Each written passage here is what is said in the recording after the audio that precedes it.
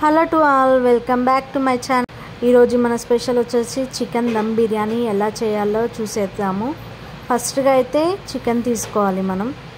Chicken తీసుకొని నీట్గా కడుక్కొని ఒక గిన్నెలో మ్యాగ్నెట్ చికెన్ తీసుకోవాలి. కారం, తగినంత కారం తీసుకోవాలి. దానికి మీకు టేస్ట్ తగ్గట్టు పసుపు తీసుకోవాలి. కొద్దిగా అల్లం వెల్లుల్లి పేస్ట్ తీసుకోవాలి. అప్పటికప్పుడు దంచుకుంటే బాగుంటుంది. ఉప్పు సరిపోను తీసుకోండి. బిర్యానీ మసాలా ప్యాకెట్ దొరుకుతుంది, అది వేసుకోండి. 2 ప్యాకెట్స్ వేసుకున్నాను నేనైతే. ధనియాల పౌడర్ వేసుకోండి. ఇంకా దాంట్లో మనం మిక్సీ పట్టిన పచ్చిమిర్చి 2 వెల్లుల్లిపాయలు వేసుకొని మిక్సీ చేసుకోండి. అది కూడా అందులో వేయండి. అందులో వేసిన తర్వాత ధనియాల పౌడర్ కూడా కొద్దిగా వేసుకోవాలి.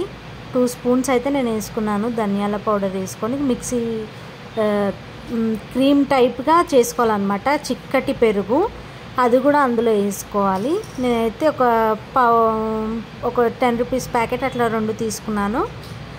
తీసుకొని బాగా ముక్కకి బాగా ఈ మసాలాలన్నీ దానికి బాగా పట్టేటట్టుగా మిక్స్ చేసుకోవాలి. మిక్స్ చేసుకొని ఇంకా దాంట్లో కొన్ని ఫ్రైడ్ ఆనియన్స్ వేసుకోవాలి. ఫ్రైడ్ ఆనియన్స్ వేసుకున్న తర్వాత కొద్దిగా ఆయిల్, మనం డీప్ ఫ్రై చేసిన ఆనియన్స్ ఆయిలే వేసుకోవచ్చు.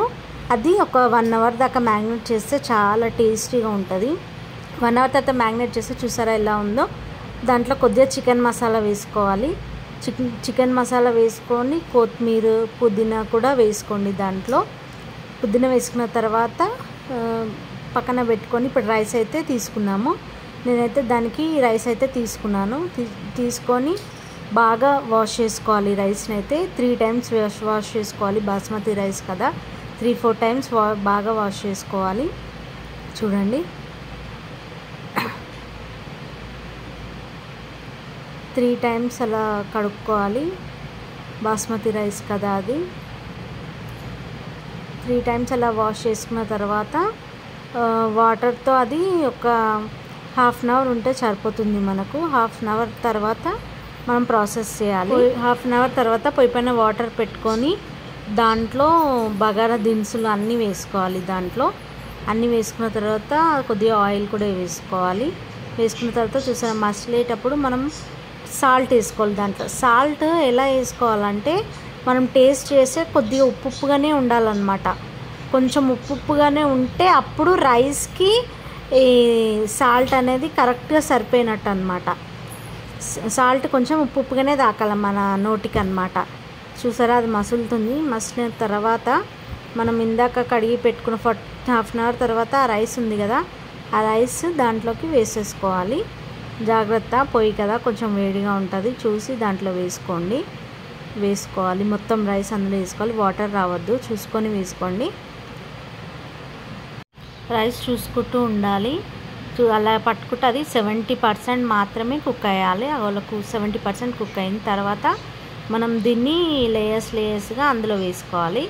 చూడండి, ఆల్రెడీ మ్యాగ్నేట్ చేసిన గిన్నెలోని అందులో ఒక లేయర్ లాగా ఫస్ట్ వేసుకోవాలి. లేయర్ తర్వాత నేను కొద్దిగా కొత్తిమీర, పుదీనా 2 మిక్స్ అయి ఉన్నాయి. దాంట్లో కొత్తిమీర, పుదీనా వేసుకున్న తర్వాత మనం ఇందాక పక్కన పెట్టుకున్న ఫ్రైడ్ ఆనియన్స్ కూడా కొద్దిగా వేసుకోవాలి.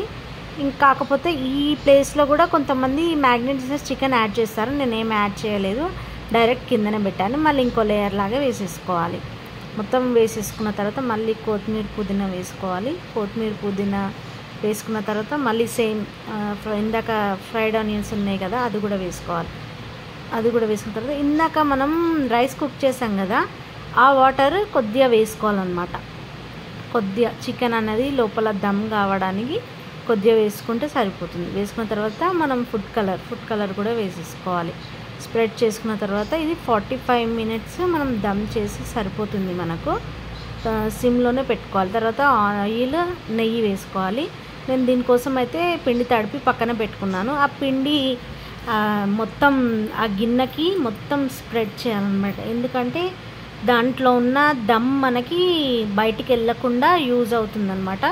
నీట్గా చూసుకుంటూ ఇలా అలా అనుకుంటూ మొత్తం గిన్నెకి మొత్తం స్ప్రెడ్ అయ్యేలా చూసుకొని మొత్తం మనం స్టార్ట్ చేసిన దగ్గర నుంచి ఆ ఎండ్ దగ్గరికి మొత్తం స్ప్రెడ్ అయ్యాక మూత పెట్టుకొని సిమ్లో 45 మినిట్స్ దమ్ పెట్టుకోవాలి. 45 మినిట్స్ తర్వాత మన బిర్యానీ చూసేద్దాం ఎలా అయిందో చూడండి. వేడి వేడిగా పొగలు కక్కుతూ ఎలా ఉందో చూడండి.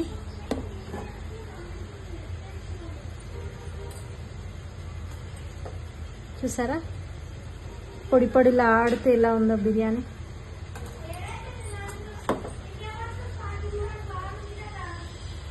మీరు కూడా ఇంట్లో ట్రై చేసి నాకు కామెంట్ చేయండి. Thanks for watching.